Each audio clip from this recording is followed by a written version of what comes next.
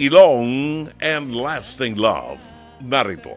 Ano siyang ibulgarang nararamdaman o sakit at selos sa mapait na relasyon dahil sa ilong? Nits, humarap ka na!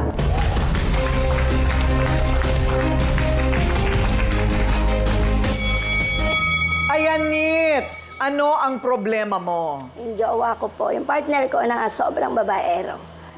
Okay, yung partner mo na sobrang babaero.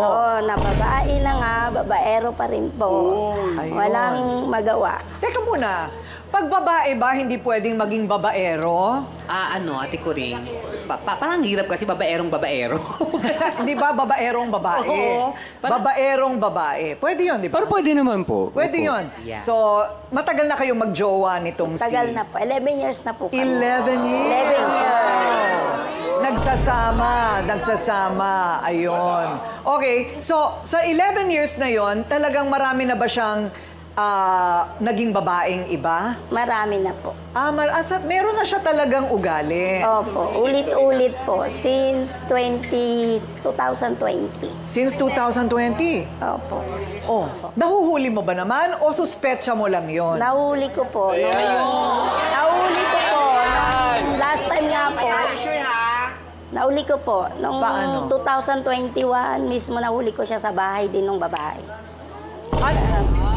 Pwede naman nagkukwentuhan lang. Ano ang ginagawa nila nung nahuli mo sila?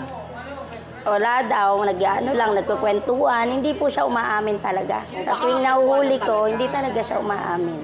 At sa lahat ng pagkakataon na ikaw ay nagduda, wala ka talagang pruweba na nakita mo sa harap-harapang naghahalikan? Wala po nung Wala mga naman. nakaraan. Pero ngayon, Ay, ganun ba? pero ngayon po, talagang meron.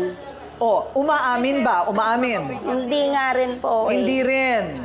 Okay. O, eto na, siste. Ito na ang siste. Ano ang pinaka-ebidensya mo na itong pinagseselosan mo ngayon ay talagang may relasyon sila? Nakita ko po sa cellphone niya, sa gallery niya po, na may picture ng pinagawang ilong, tapos may picture po sila na nakakalong siya sa babae. Na kumikis po siya. Nakakalong! Yan po, talagang daw. Nakakalong. Opo, kumalong po siya doon sa ilong na yon. O, teka muna sandali lang. Ano ngayon kung nagpagawa ng ilong? Oo nga, ate.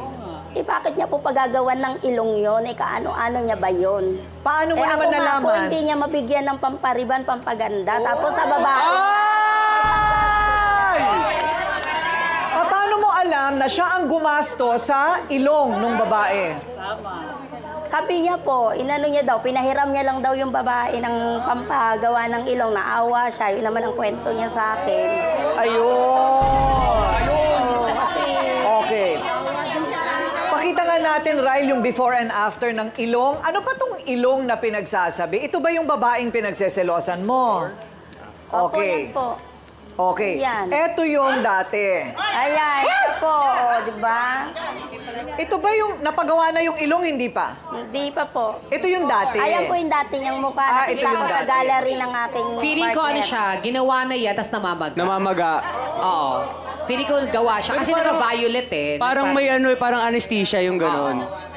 So hindi pa siya healed? Okay, gusto ba ninyo makita kung ano na itsura niya? Oh, eto na ngayon ang itsura niya. Ay! Donita nose? Oh. Donita Nose, wala ka nang sinabi dito. Donita nose sa Ayan. Okay, so ito na siya, Alamin na muna natin, di ba, yung kabilang panig. Okay. O, so narinig natin ang panig ni Nits, kilalanin natin ang nagbigay daw ng pera para makapag-paritoke ng ilong ang babaeng pinagseselosa ni Nits. Woo! Dada, humarap ka na.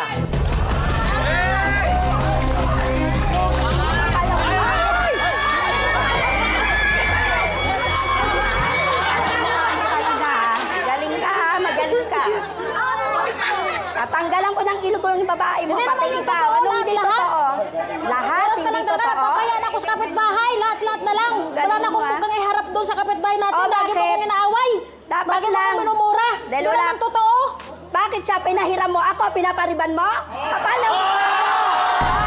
Hindi ka ba nakontento? Ano? Pinagawan kita ng bahay. Ano ba bang kulang Ano? sa'yo? Bahay? Iyon na bahay mo!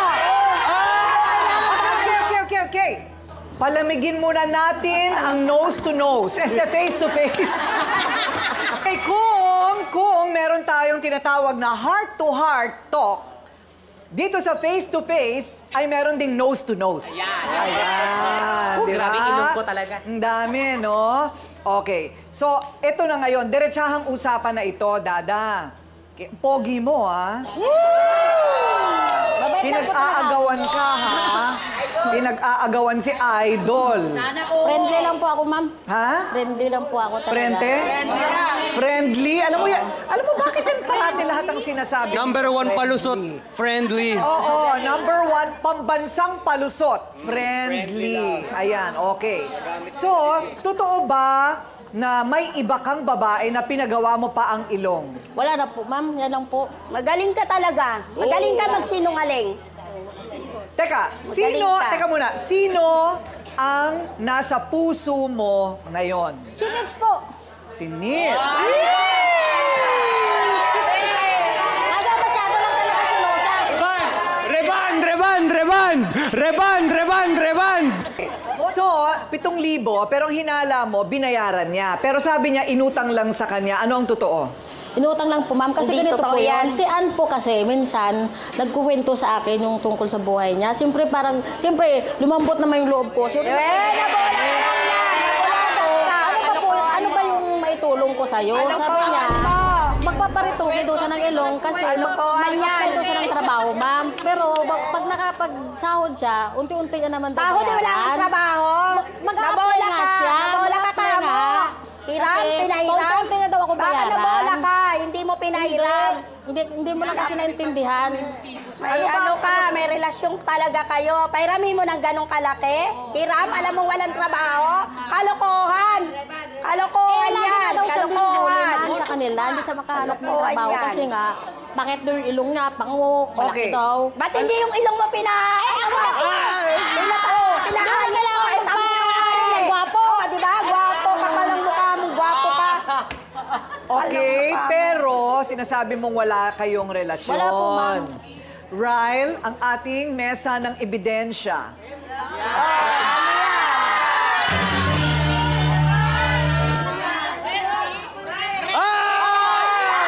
Palang mukha mo, ha? Ano yan? Sabi Bulong kasi yan, bulong. mag-selfie daw kami. Ngayon, ang sabi ng kaibigan ko, ikis mo. Ang ginawa ko, ma'am, siyempre lasing ako, nag-smack lang yan. Hindi naman talaga. Inamin din! Smack lang, nakaganon lang ako. Parang binubulungan ko lang siya. Hindi naman totoo talaga yan. Oh. Aminado. Di ba Alam mo, po? tingin ko Magaling ganito lumusot yan, Ate Hindi, Kuri. hindi. Ito, aminado. Ito yung personal. May problema tayo, Dada. May problema tayo dito pa lang, oh. Wala po, ma'am. Oh, Di ba? Magaling ka lumusot. Tapos, ako, Tawa-tawa ka lang eh. alam mo, yung ganyan na, syempre, babae ang gusto mo, di ba? Madalas ka daw mahuli na sa noong nakaraan. Tapos, pinahiram mo, malaking bagay ang 7,000 pesos. May damdamin ka na dyan. Di po. Ayaw talaga umamin. Sinets lang po talaga. Todo dilay lagi eh. Dr. Love, ikaw ba'y naniniwala sa platonic relationship between two people? Platonic sa Platonic, kanilang ibig dalawa. sabihin yung magpapahiram ka ng ganong kalaki, smack lang. Oo. Pero platonic, talagang kaibigan Pare, lang. huwag mo masyadong obvious tayo eh. Aminin mo na kung talaga may relasyon. Hanggang itinatago mo yan, lalong lalabas yan. Oh, kay Nitz, 11 years na kayong magkasama. 11 years po. Tagal na, di ba? May marami ng investment, emotions, everything. Hindi ka pa rin talaga makapagtiwala sa kanya? Hindi na po kasi ulit-ulit na lang eh. Paulit-ulit na lang. Ano ang plano mo? Yung kung gusto niya doon na siya. Iwanan Ayun, niya. mamaya sasagutin yan kay si Ate Coring ang magtatanong. Kapag gumastos na ba ang isang tao sa ibang tao na hindi naman niya kaano-ano, ibig mong sabihin may meaning na yon? Hindi naman siguro. Ako ginagawa ko yun araw-araw dito. Pero mga tao na talagang mahilig tumulong, Pero dito sa kasong ito, ilang beses natin na pag-usapan na Ate Coring, yung platonic relationship. tingin ko walang platonic dito kay Dada at saka dito sa... Kay Ann, oo. Walang platonic kasi bago pa lang sila eh. Mahirap paniwalaan na nahulog ka agad yung loob ni Ann kay Dada. Nag-inuman lang sila, nahulog na yung loob niya. No? Hindi rin platonic dahil walang investment ng time or emotion buhat kay Dada. Si Dada, maaaring tumulong hoping against hope na meron siyang makukuha. Ergo, nandun yung picture ng smack. You know, may kapalit. Di ba? Kay pangalan kay Nits, we can sense your insecurities, no? Dahil this is not a normal relationship between a man and a woman, ano?